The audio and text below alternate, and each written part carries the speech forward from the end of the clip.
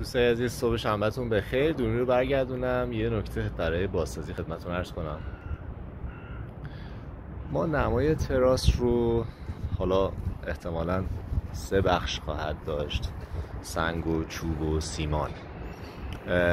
برای اینکه ما دیگه در واقع تخریب نکنیم و حالا زحمتی برای همسایه‌ها ایجاد نکنیم بیشتر از این، تصمیم گرفتیم که بیایم روی تمام سطح سیمانیمون رو رابیتس بکوبیم و بعد حالا اگر قرار شد سیمان کنیم روی اینو بحث شاغولی و گونیاییش رو با سیمان اجرا بکنیم.